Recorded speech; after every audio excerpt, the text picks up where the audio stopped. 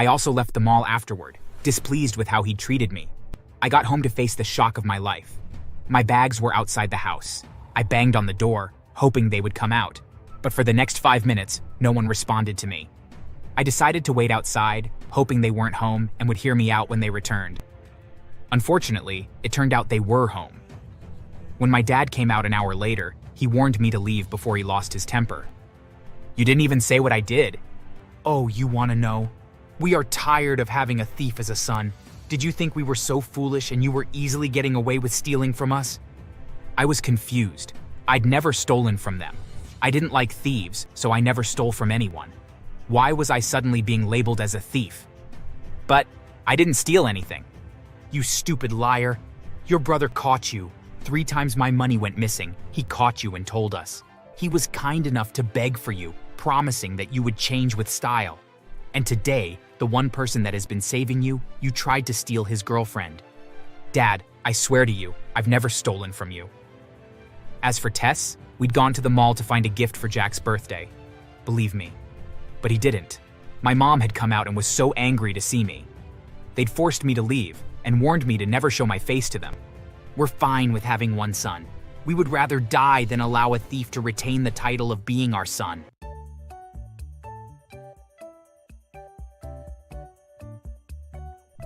Hello, my name's Jason, and I'm 26 years of age.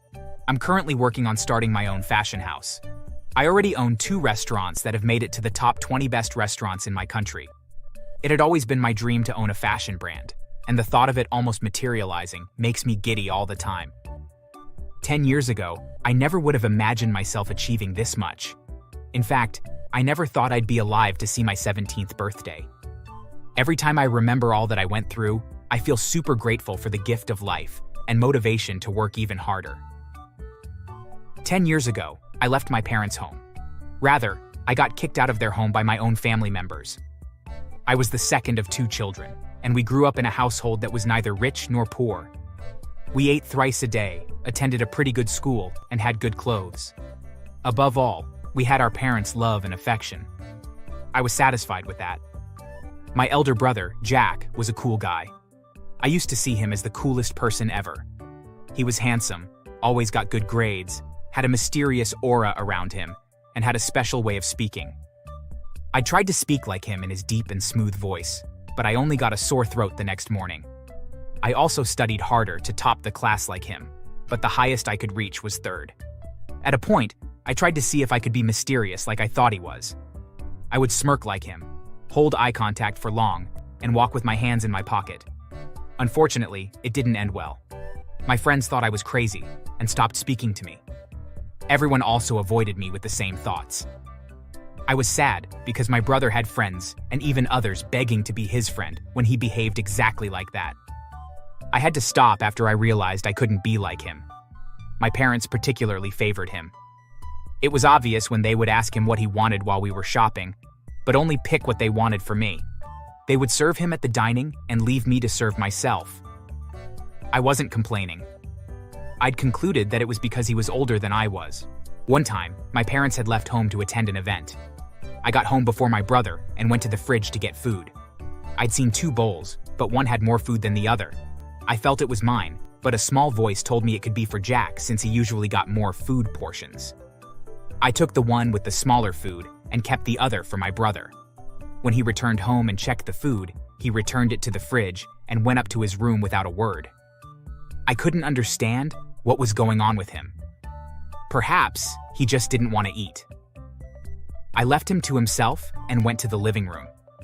I fell asleep there and was woken up, hours later, by a rough slap on my back. I woke up to see my parents in front of me, with Jack sitting on the couch behind them.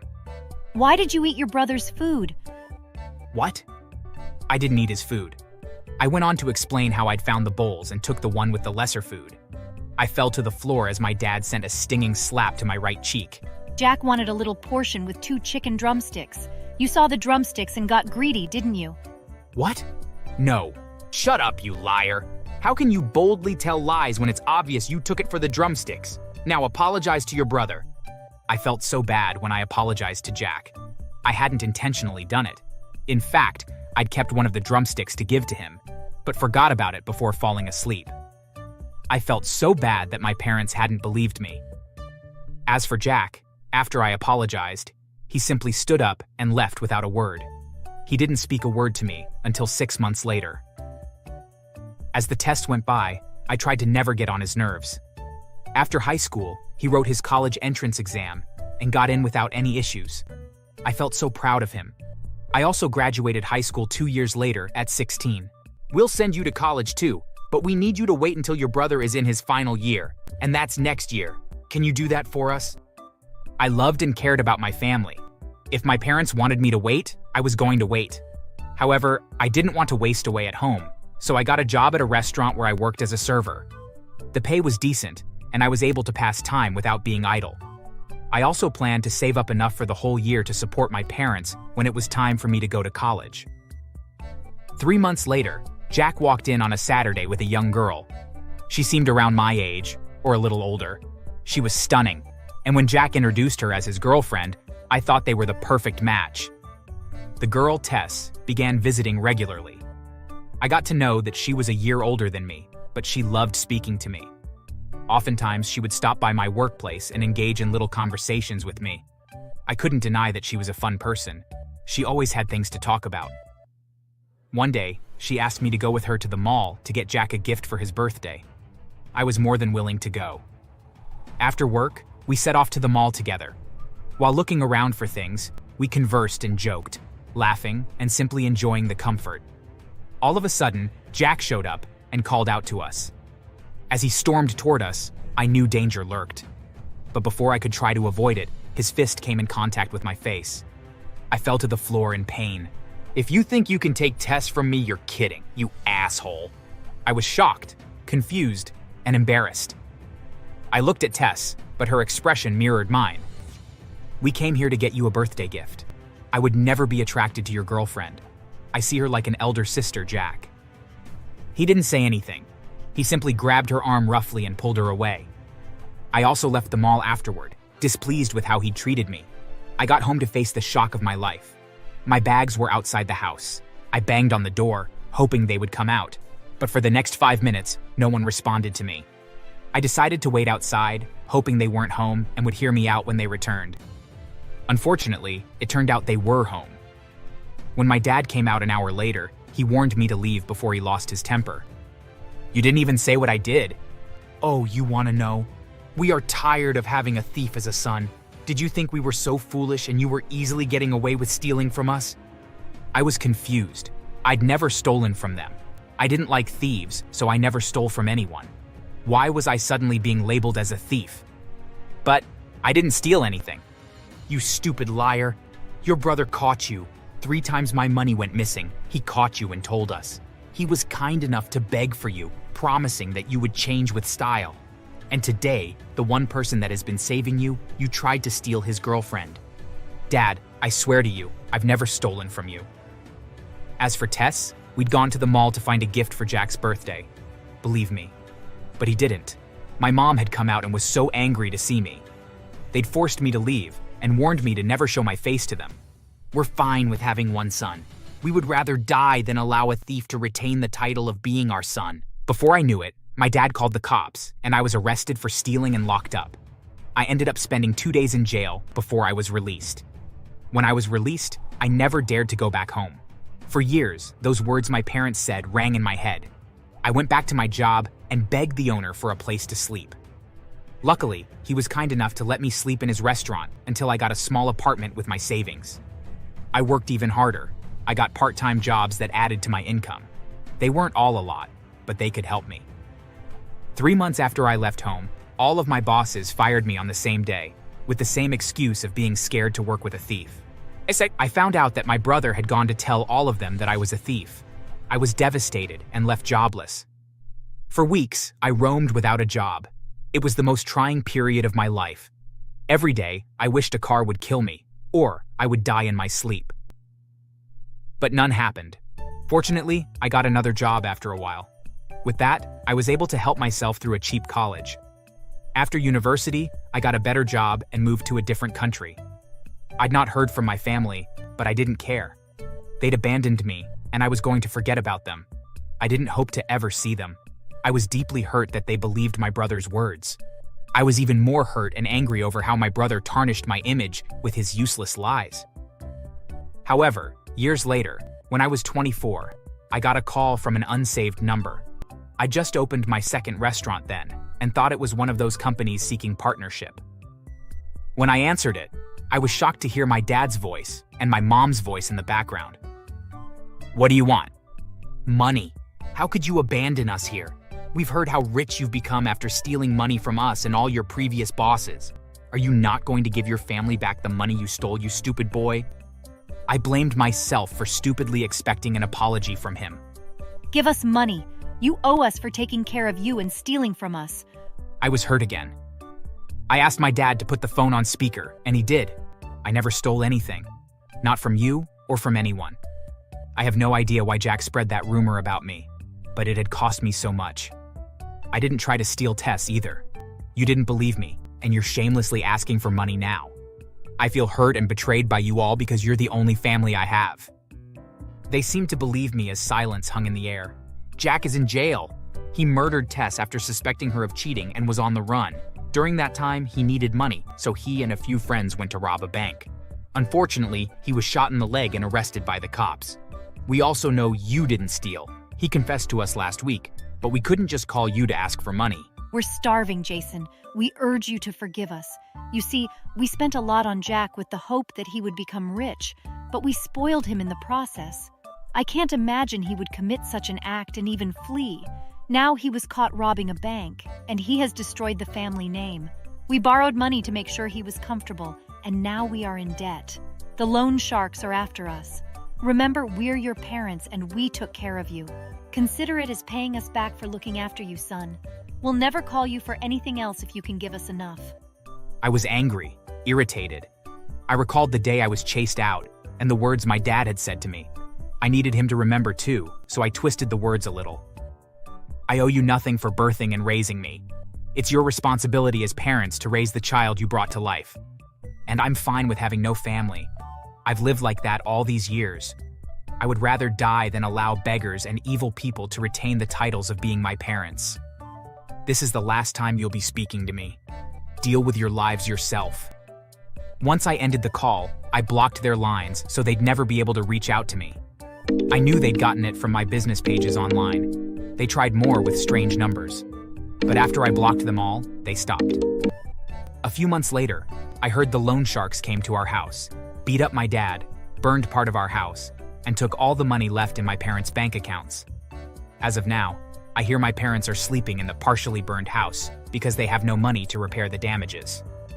They now do odd jobs in the neighborhood to survive, and are a laughingstock in the community. It serves them right. As for me, I have been fine alone, and I'll continue to be until I start my own family. Thanks for watching. Make sure to subscribe and leave a comment down below saying I subscribed, and we will try our best to reply to your comment.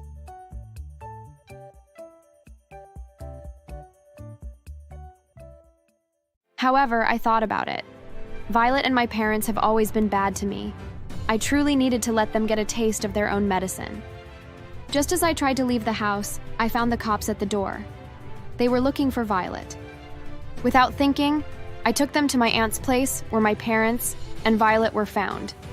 Immediately, she was arrested. My family rained curses on me and called a jealous, good-for-nothing child. I regret not asking your mother to abort you. I was hurt by their words, but I didn't mind. Violet was arrested, and that's all that mattered. The stabbed girl fortunately didn't die, but her parents weren't going to let things slide. They pressed charges against my sister for attempted murder. My family members raged. Everyone blamed me. In anger, my parents kicked me out and vowed to kill me if they ever saw me again.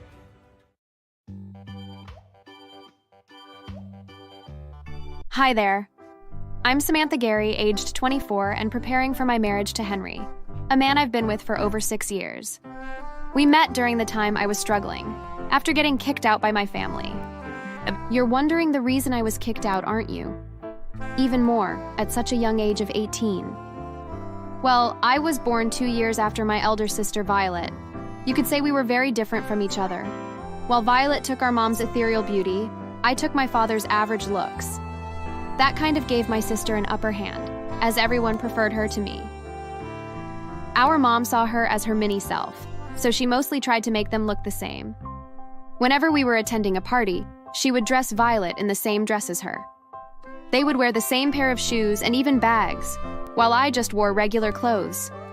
Our extended families were even worse. My mother's family absolutely adored Violet.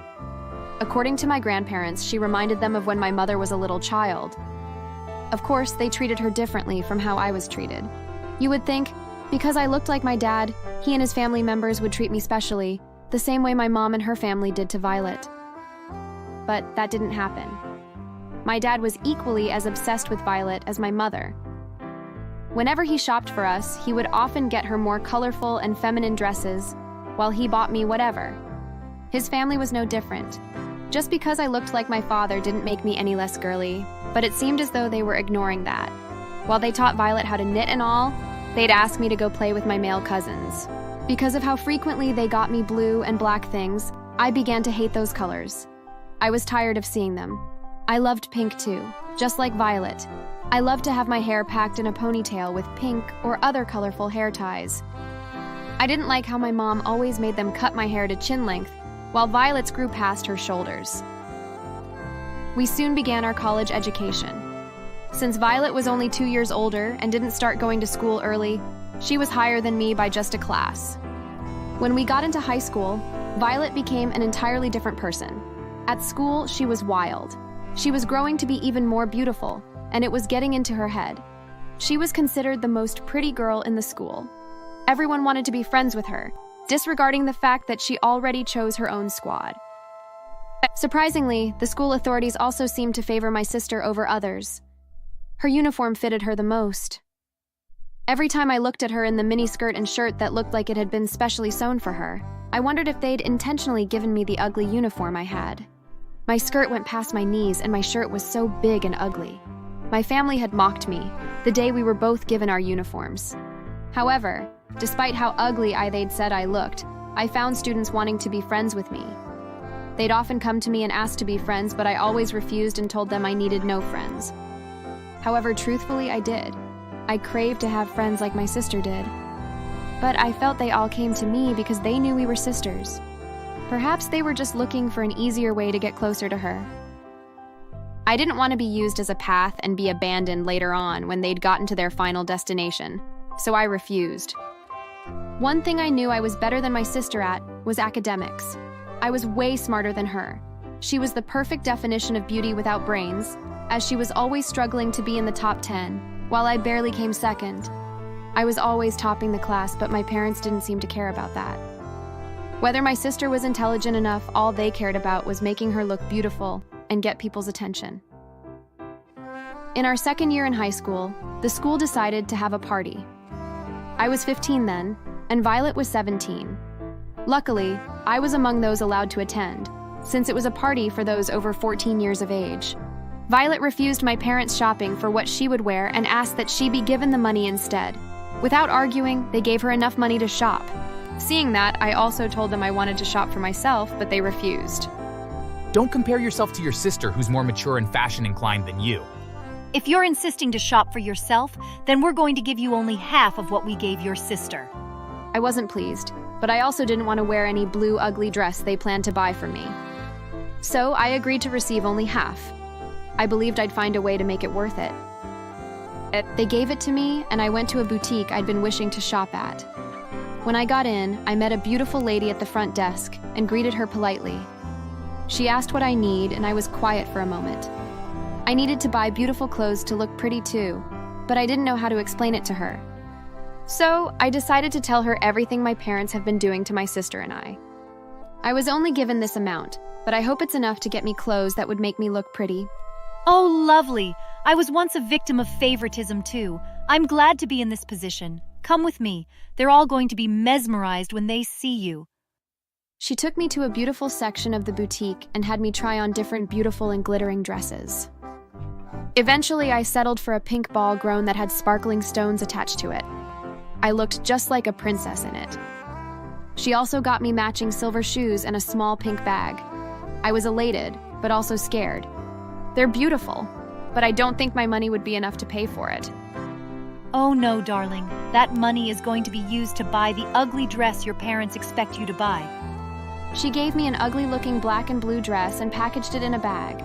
She gave me the other dress, shoes, and bag without collecting a dime, and advised me to hide it from my parents. And I did.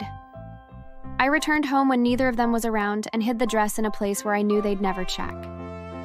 When they returned home and we showed them the clothes we got, they mocked mine. Violet's clothes were pretty, but I was happy that they weren't as elegant as mine. On the day of the party, I wore the ugly one and took the pretty one to the ladies' boutique. She allowed me to change there and even helped me with a soft touch of makeup.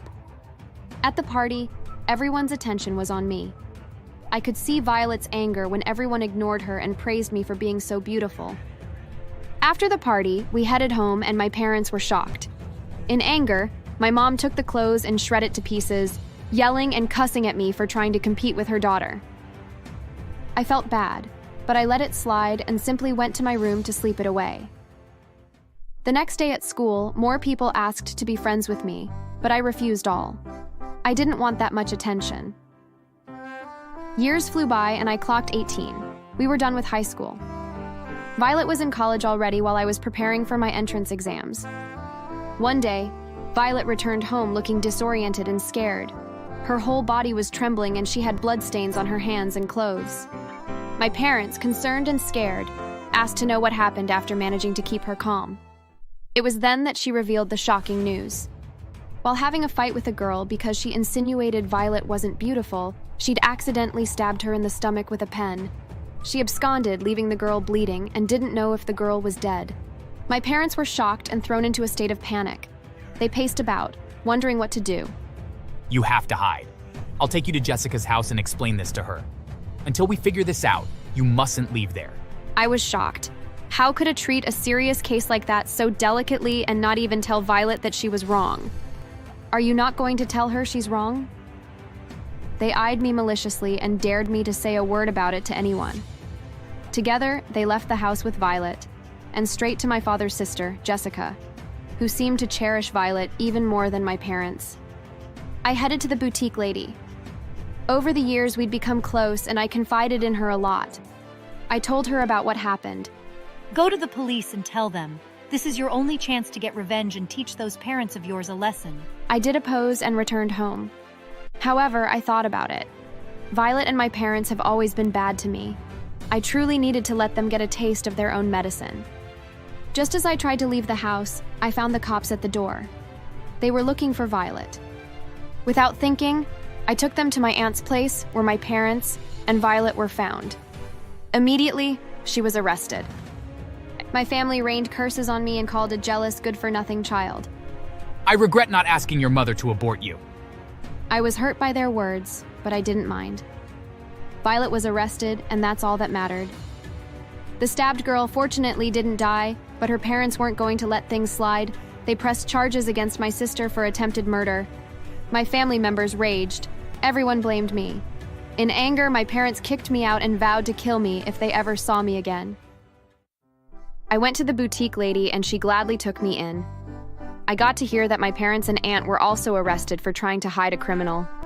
While my parents and aunt were given 1-year jail term each, Violet got 18 years. It had taken a lot of money and treatments to save the girl. It was even discovered that Violet had broken her back after stepping on her back several times, which led the girl to being confined to a wheelchair, possibly for the rest of her life. I worked with the boutique lady and she helped me through my college education. She was like a mother to me and helped me gain back my self-esteem, which my family had killed. We relocated to Italy after she got a job there, and I transferred to one of the best colleges there. It was in my 3rd year that I met Henry, my soon-to-be husband. Last I heard from my parents, they weren't doing so well after losing their daughters. They did try to reach me once, but I pretended to not know them, and even threatened to report them to the police if they ever tried to speak to me again. Heard my mom is miserable after my dad had stroke, and she is the one taking care of him with no support from anyone. They are both so lonely, serves them right. Of course, the boutique lady, who I now address as Mom, is going to stand in as my mother on my wedding day. I also plan to give my first child her name, but she doesn't know that yet. It's going to be a surprise, and I can't wait to see her reaction. Thanks for watching. Please subscribing is $0. A couple months before the big day, Chuck was outside working on the car when a van drove into our driveway so quickly that it barely had time to stop. 3 men jumped out at wearing ski masks and grabbed Chuck and threw him in the back of the car and then sped off. A few hours later, Chuck came walking home. He had a slight limp and his face was covered in bruises. Oh my God, Chuck! Are you okay?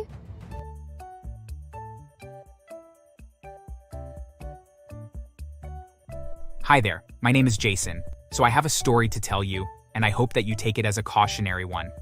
I know that all families have their black sheep or stories that are usually not spoken to people outside of the family, but I want you to hear this one about my family. Although in this case, the black sheep is actually the good person. Now that isn't to say that my family is really that bad. Not all of them at least, but more than a few of them are just downright awful people. I can recall some of my uncles when I was growing up saying and behaving in some downright obnoxious ways. There was one time in particular that I actually wondered if there was something really wrong with them when I brought home a friend from school. Franklin was black, but I never really noticed. All I ever cared about was that we liked the same cartoons and played the same video games. Hey there, Jason. Looks like some wild animal followed you home. What? What are you talking about? This is my best friend Franklin. He's not a wild animal. Yeah, the boy is right. They don't usually turn into wild animals until they're teens at least. Why is he your best friend? Couldn't you make friends with a friendly white kid? I don't understand. Why are you being mean to my friend? Franklin is really nice. It's okay, Jason. I really should be heading home. I have homework that I need to work on. That's right. You just run along, boy. Best you don't come around here anymore. I could tell that Franklin was very upset, and although I didn't understand at the time why, I knew that my uncles were responsible. From that point on, I began to distance myself from them. After all, they had hurt my best friend's feelings, and I still haven't to this day forgiven them for it.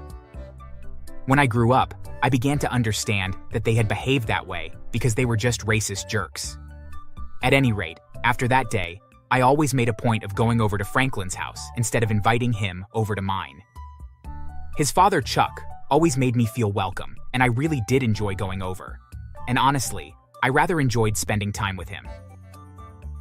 My own father had run off before I was 1, so I was kind of looking for a fatherly figure, while Franklin had a similar relationship with my mom. His own mother had passed away during childbirth with him. Because we were so close, our parents began hanging out as well. So while Franklin and I played, they went on what I realized later were dates. Without really realizing it, we began to do things like a family, like spend the holidays together and go on vacations. It just felt very natural, and then my mother and Franklin's father sat the two of us down and told us the news that would change our lives forever. Hey boys, Martha and I have something we need to tell you two. We've been talking and we wanted the two of you to be the first to hear that we got engaged and are going to get married. We know this is a bit of a shock, but we love each other very much and we would like to officially make the 4 of us a family. Does this mean that Jason and I will become real brothers? Yes, it does. That's awesome. The news felt wonderful to hear, and knowing that my best friend in the whole world was going to be my brother made me incredibly happy. When my mother told our family that she was marrying Franklin's father, there were some among them that were happy for her, but the majority took after my uncles. They told her that if she went ahead with the wedding, that she would be disowned by the family, and that was only if they didn't kill Franklin's father instead. My mom and Chuck were scared, but they truly did love one another, and so they chose to ignore my uncles and make plans for a wedding. A couple months before the big day, Chuck was outside working on the car when a van drove into our driveway so quickly that it barely had time to stop. 3 men jumped out at wearing ski masks and grabbed Chuck and threw him in the back of the car and then sped off. A few hours later, Chuck came walking home. He had a slight limp and his face was covered in bruises. Oh my God, Chuck! Are you okay? Yes, I'm okay. But those 3 guys that tried to kidnap me will think twice about doing it again. They drove me out by the bridge, and when they told me to get out of the van, I took my opportunity to grab a tire iron that was lying on the ground, and I beat them with it until they finally gave up and drove away. They did get some punches on me, but my bruises will heal quicker than their broken bones. We of course knew that the 3 men had been my uncles, but Chuck said that there wasn't enough proof to confirm it was them. Although all 3 of them walked with a limp, and 2 of them had either a cast or a sling on their arms. It was plainly obvious that it was them, but Chuck and my mother played it cool and said nothing. The day of the wedding came, and we had a big celebration. Some of my extended family came to the reception, but most of the people there were from Chuck's and Franklin's side of the family. We had a blast, though, and partied hard all night. After that, we didn't see much of our side of the family, but I was fine with that. As the years rolled by, I began to understand that they were just cruel and bigoted people, and that just wasn't something that I wanted in my life. Holidays were always a bit awkward. We spent most of them with Chuck and Franklin's side of the family, who were very welcoming and warm. But the few times our side would see us, they would call us names and slurs and try to pick fights with Chuck. Eventually, we stopped going to family events and just kept to ourselves, or went to the other more welcoming side. And so the years passed, and Franklin and I grew up. We stayed really close, and even ended up going to the same university. Being a doctor was very common in my family, and Franklin and I had plans that when we graduated, that we would take after our mother and become dentists, and the 3 of us would own our own office. Of course, my uncles kept asking if I would join one of their practices since they too were dentists, but even if they were profitable, and I can assure you that they weren't, I would much rather work with my brother and mother. Shortly after graduating and joining her at her practice, our mother became very ill. Several doctors examined her, but the prognosis wasn't very good. She was told that she had cancer and that she had a year to live at most. It was a shock to us, of course, but we made sure that that last year was one filled with happiness.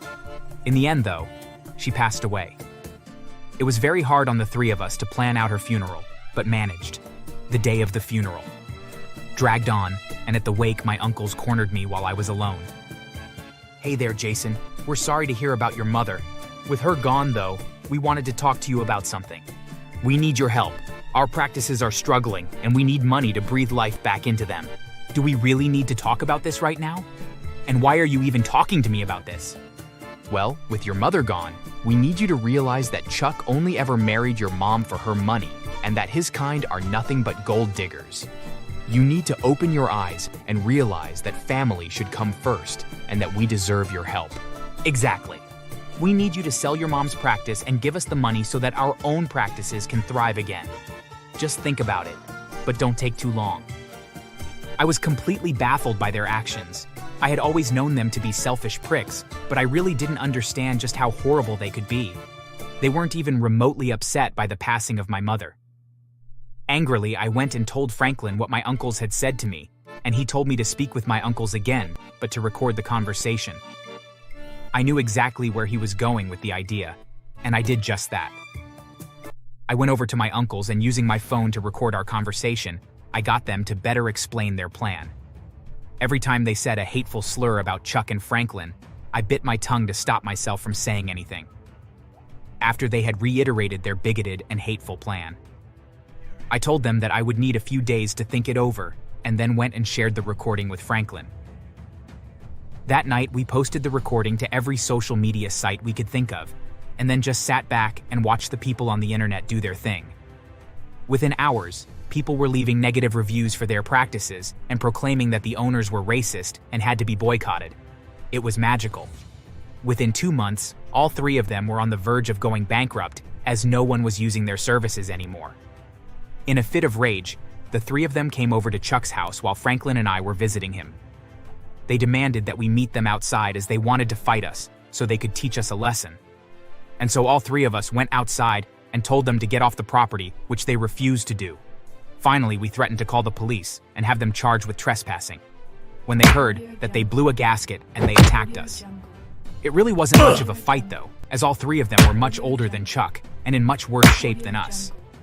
We didn't beat to a bloody pulp, but we made damn sure that they would need months to recover.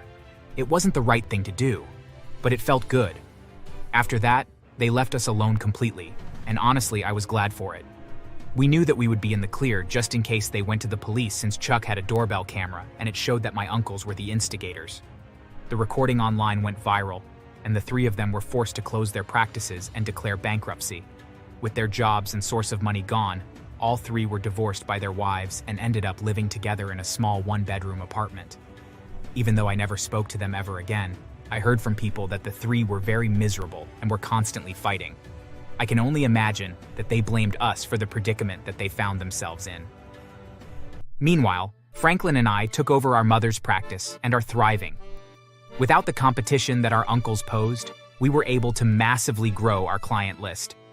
So much so that we encouraged our father to retire early so that he can enjoy life without having to worry about work anymore. We now pay him a salary from the business and make sure that he is very well cared for. We know that it's the very least that we can do, and we know that it would make our mother proud as well.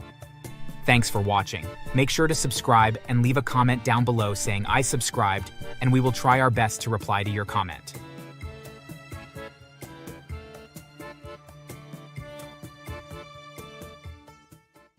Mom has gotten a richer man that takes care of me, and I love him. This is going to be the last time you'll be seeing me, so bye. You heard the girl. One more thing, we sold the second house, so you better find somewhere else to start living if you get out of here. Goodbye, Theo. I watched them leave with tears in my eyes. Just in time, the nurse came in. I probably would have died if she didn't come in to help me relax. I was heartbroken, hurt, and betrayed. It slowed down my recovery, and I had to pay more money.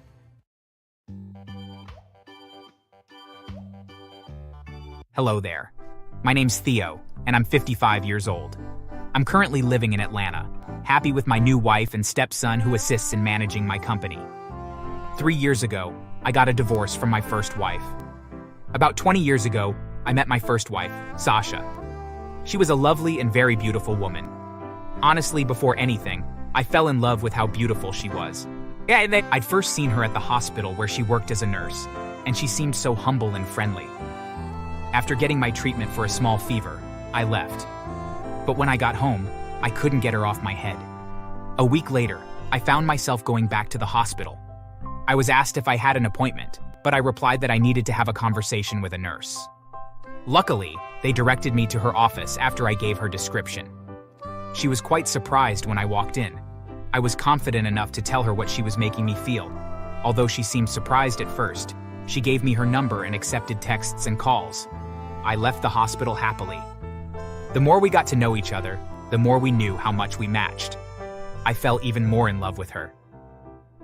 A month later, I asked her to be my girlfriend.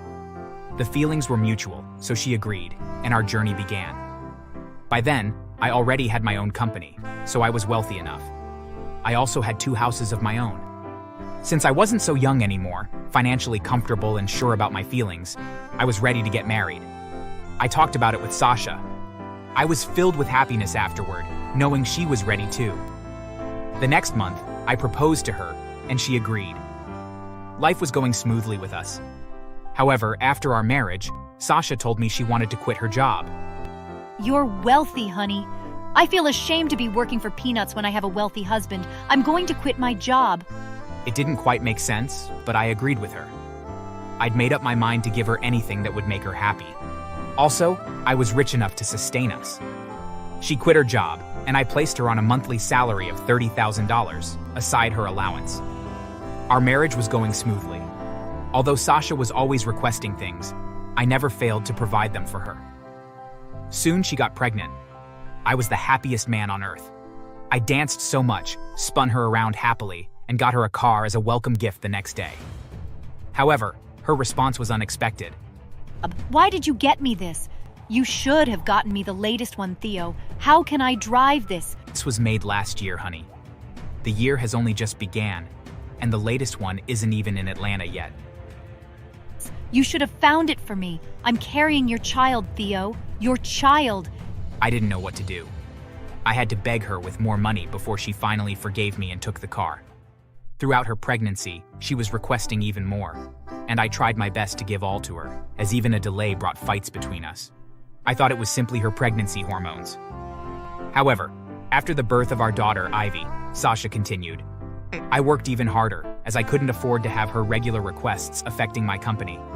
Our daughter was growing, but Sasha was spoiling her. I would stop her, but Sasha never let me. Once, when she was 10, she'd stolen money from my safe, and I'd caught her in the act. I tried to discipline her, but Sasha came in and yelled at me to stop. When I asked Ivy what she wanted to use the money for, she shocked me even more. I want to give it to my boyfriend. Do you have a problem with your daughter taking your money, Dad? Are you truly as stingy as Mom says you are? I couldn't believe my ears. Sasha had been telling my daughter I was stingy, despite me giving her everything. Angrily, I left the house and went to the company. At night, I went over to a hotel where I spent the night. I didn't return home until 3 days later. By then, my safe had been emptied. Well, Sasha knew the passcode. Anyway, I apologized to them just for peace. About 5 years later, I got diagnosed with cancer. According to the doctors, it had been in me for a long time, and I was at a critical stage. I had to be admitted and treatment started. I hadn't imagined to be there for a long time, but it happened. My health kept deteriorating, and I found myself spending an insane amount of money on different treatment. 2 months later, I had to sell my second house. The treatment was so expensive that it had taken all of my savings. I couldn't use my company's money, so I was forced to sell my house. My wife and daughter visited me often and took care of me, but it started to change after I sold my house. They reduced their visits and barely even stayed for long when they came. One day, Sasha visited me at the hospital and gave me my biggest shock. Kate's husband just got her a new house. I want one too. Are you being serious right now? Sasha, I'm on the hospital bed. I have no money. Do you think I'd sell my house if I had any money? Kate's husband isn't sick with cancer. Hope you know that? Oh, wow.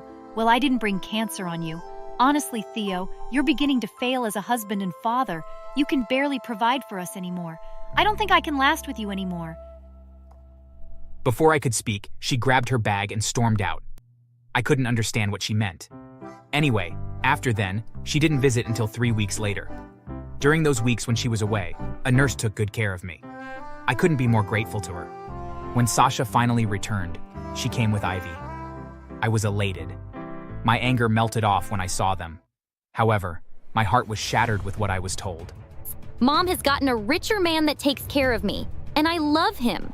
This is going to be the last time you'll be seeing me, so bye.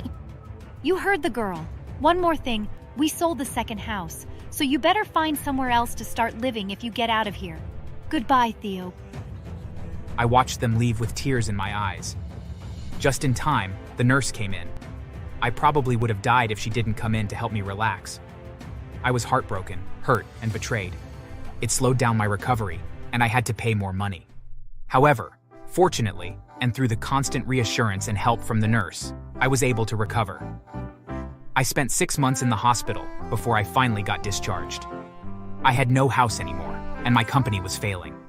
The nurse, Brittany, asked me to lean on her again. She brought me to her house. I discovered that she had a son who just graduated from college with a business major. I was amazed. He was just as nice as his mother. He offered to assist me in getting my company back up, and I agreed. Together, we started. Meanwhile, I got to know that Sasha was with another businessman. He used to be less richer than me, but because of my health issues, he'd surpassed me. I didn't mind. I cleared thoughts of them off my mind. I was going to grow my company and start my life at fresh. While Brittany's son and I worked, I began to develop feelings toward Brittany. Fortunately, the feelings were mutual. I was scared to start another relationship, but she helped me through my fear and assured to be better than Sasha. My company was also getting better. After another 6 months, I was able to get a house. It wasn't as huge as my previous ones, but I didn't mind. I left Brittany's houses, but we'd already began a relationship and were happy together. A year later, my company had grown even bigger than it used to be. Brittany's son was incredibly smart and intelligent. He was also mature and supportive about my relationship with his mother. I hadn't heard much from Sasha and Ivy, but I didn't care. My life was complete with Brittany and my stepson. I got a bigger house and gave the previous one to Brittany's son. His gratitude warmed my heart. Ivy had never thanked me like that, even though I did better things for her. I loved him just how I loved his mother. After I got my second house, I began contemplating marriage with Brittany. I discussed it with her son, and his response, again, warmed my heart. I'm aware of how much you love and cherish her. You're also a good man. I'd be glad if you both get married. I was impressed. However, before I could push through with the proposal, news about Ivy and Sasha filled the news. Apparently, the man they left me for was a chronic abuser and drug dealer. He'd beat up Sasha so badly after a fight that she nearly lost her right eye. For Ivy, he'd given her a drug overdose that her insides had been destroyed and was in a coma after being taken to the hospital by the cops. I ignored the news and focused more on my life with Brittany and her son. However, one day, we suddenly received an unwanted visitor. It was Sasha. She was on her knees, crying heavily. Her eye was still bandaged, and there were bruises all over her body. Yo, please, honey. Ivy's gonna die if she doesn't get treatment. The hospital has stopped treating her. They won't continue if we don't pay. I'm begging you, Theo. Help your daughter, please. I'd already prepared a divorce paper because I wanted to divorce her before marrying Brittany. I walked back in and grabbed the document. I won't help if you don't sign this. She was desperate, so she signed it without checking. Once she did, I burst into laughter. I have no help to give you. The day you both left my life, I canceled you. Now, before I call the cops, leave my house. She grabbed my legs, begging me. I called out to my guards and they chased her away with dogs out of my house. I told Brittany about it and she told me to forget what they did and help them. It took a few days before I finally agreed. However, the day I planned to go to the hospital, I got a call from the police. They'd caught some men trying to kidnap Brittany's son and had taken them to the station. There, they confessed that Sasha had hired them and told them to request a huge amount of money from me as ransom. They were going to share the money afterward and also kill the boy. I was shocked. Sasha hadn't been caught, but the cops were after her. We were all scared, as we didn't know what she could do next. However, luckily, she was caught by the cops. She had to be shot in the leg to stop her from escaping. She was taken to court, alongside the kidnappers, where they were all found guilty of kidnapping and attempted murder. She got 30 years imprisonment, while the guys got 40 each, after being found guilty of other crimes. We were finally relaxed. Well, Ivy died in the hospital. Brittany begged me to, at least, give her a funeral. I agreed, only because of Brittany. Once all was done, I proposed to Brittany, and she agreed. We got married a few months later and relocated to Atlanta afterward. My stepson didn't come with us, as he was in charge of my company. Brittany and I have started a fashion house in Atlanta, and we're making impressive progress with it. I'm happy with her and my stepson, and I wouldn't have wished for different people. Meanwhile, Sasha's leg injury from the gunshot got worse, and the leg began to decay. It has to be amputated, and she was left to limp without a wheelchair, while she continued serving her jail term. Thanks for watching. Make sure to subscribe and leave a comment down below saying I subscribed, and we will try our best to reply to your comment. While she had everything she wanted served on a golden platter by my father. At 20, Zoe concluded that I wasn't meant to be in the house anymore. Of course, my dad agreed. You don't need him since you have me, Daddy. Cut him off and let him leave. My father did whatever his princess wanted. He kicked me out of his house without anything, not even clothes, because he got them for me. A good Samaritan, who's become my best friend now, helped me that night.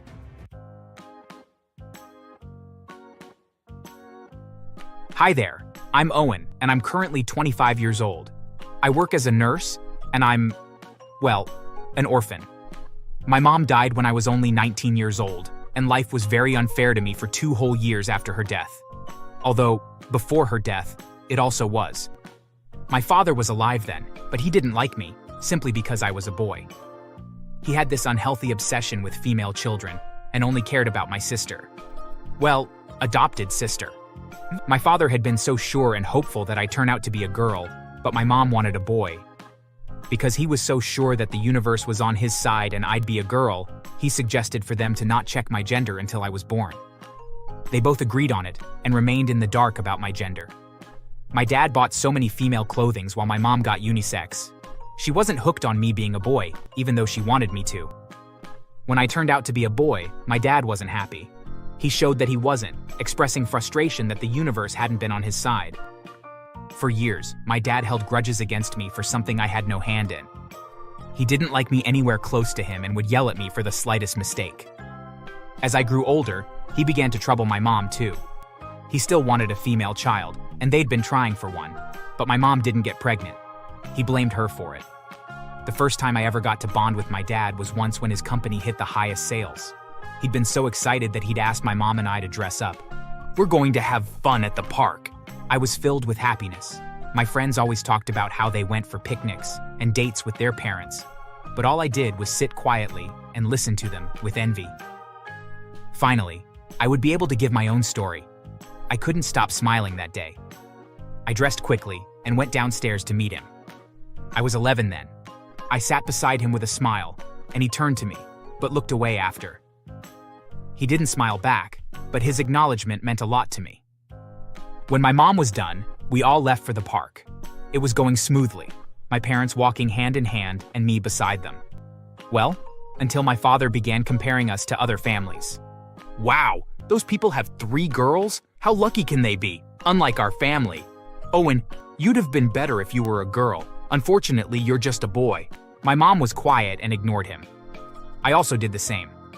I mean, I couldn't say anything to him, but I pretended to not hear him and focused on the noise in the park.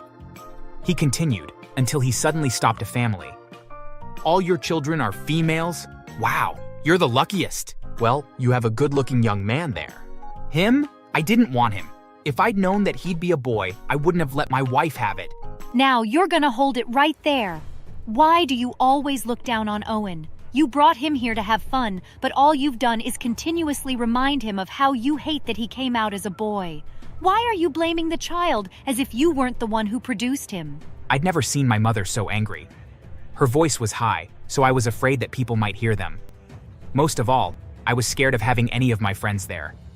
However, it seemed as though the universe was against me, because my parents were so loud about cussing themselves out that everyone around was staring at us. My world shattered when I saw my loudest friend approaching. "Wow, your dad really hates you, Owen. Why didn't you ever tell us?" I was too embarrassed to say anything. I would beg him to keep it a secret, but I knew he wouldn't. I was done for.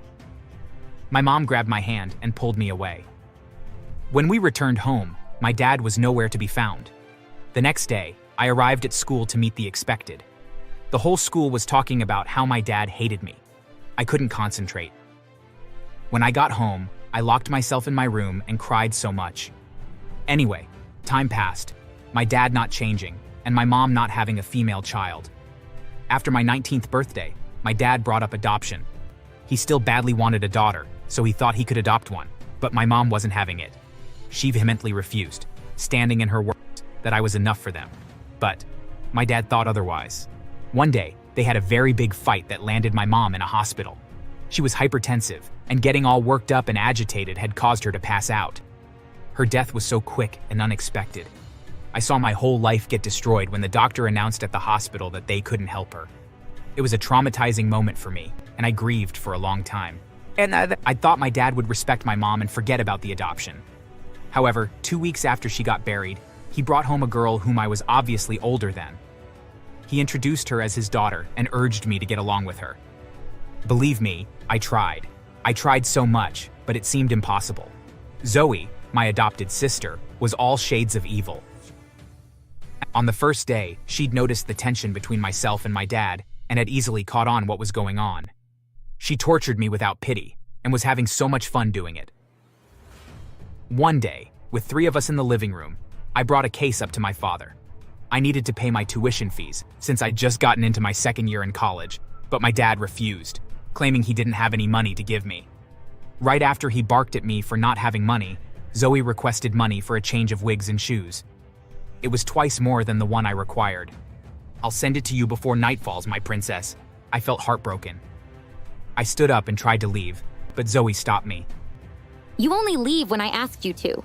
Sit down. I turned to my dad, hoping so much that he'd say something, but he never did. "Do what the girl says. She rules this house." I slowly lowered back to the couch, my mind scattered around different thoughts. Zoe continued that way. She was truly in control. She stopped me from entering the kitchen, restricted me from speaking unless asked. Eventually, she stopped my education, claiming it wasn't where I needed to be. I tried to fight again, but my father stood against me, and I ended up bending to their wishes. I stopped school and was made to stay home every day. Meanwhile, Zoe didn't miss class for a day. I was made to stay home and cook and clean and suffer, while she had everything she wanted served on a golden platter by my father.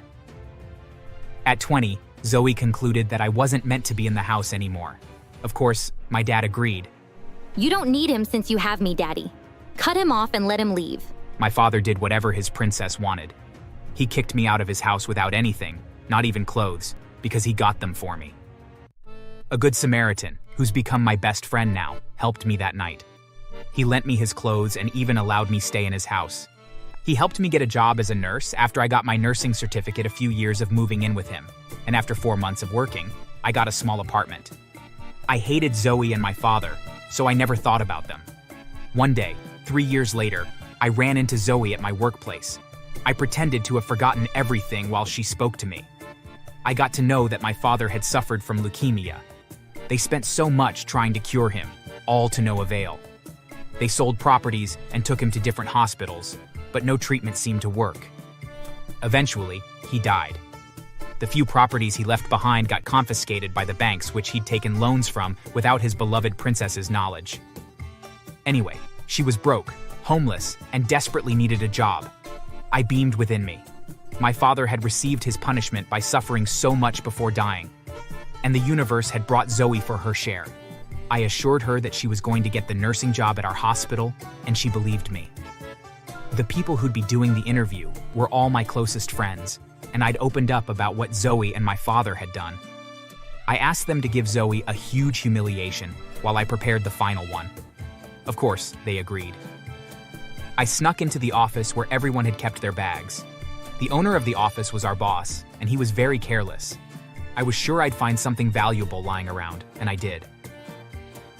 About 8 bundles of dollar notes and a wristwatch that screamed it was expensive. Locating Zoe's bags, I dropped the items in there and zipped it close. Luck was on my side, as he had no CCTV camera in his office. The man was scared of it, so all cameras around him was taken away. That meant there'd be no evidence of me putting it in there. I left immediately. After a few minutes, Zoe rushed out of the boardroom. I could tell she was in tears. My colleague sent me a video he made of her being humiliated, and I couldn't help my laughter. Her documents were faked, and she couldn't even reply to simple questions about drugs. Everyone had laughed at her and called her several vile names, which made her run out. From the reception area where I sat, I heard my boss's loud voice ordering someone to stop. When I looked, it was Zoe. He asked if she'd seen his money and wristwatch, but she replied that she hadn't. My boss said she was the only one who'd left his office, but she maintained that she didn't steal. I passed my phone to the receptionist and asked her to start recording, which she happily did. I walked over to them. By now, most workers were watching them, alongside the other candidates and interviewers. "Excuse me, sir. I know her. She used to be my adopted sister before she sent me out of my father's house. She used to steal a lot, but I believe she stopped it now. Right, Zoe?" She looked at me with pure confusion in her eyes. Anyway, I turned to my boss, still playing my game. "Look how shocked she is. She wouldn't steal anything. I'm sure of that. If you don't believe, you can just search her to be sure." "I'm gonna do just that." He grabbed Zoe's bag from her and emptied its contents on the floor, the money and wristwatch falling out with everything else. I let out a dramatic gasp. "I'm so ashamed of you, Zoe. You've embarrassed me." My boss wasn't having it. While he was yelling at her, one of my colleagues who'd interviewed her butt in and told my boss that Zoe was also a quack trying to squeeze her way in and endanger the patients. He showed the video to him, and my boss was livid. He immediately contacted one of his police friends, and Zoe dropped to her knees, begging me to talk to my boss and begging the man to forgive her. I enjoyed seeing her that way. The police soon arrived, and she was immediately arrested. My boss pressed charges against her for stealing and lying. The state also found her guilty for carrying a fake nursing certificate around. Altogether, they earned her 8 years in jail. I posted the video of her, which the receptionist had recorded. Most workers did the same, and soon, she was everywhere on the internet. I visited her in jail to show her what she was getting popular for, and she nearly broke down the glass separating us in anger. Well, before leaving, I managed to spread news around the prison that she was a liar and a thief, and everyone should avoid her. I couldn't wait to go there again and see her looking all defeated. Thanks for watching.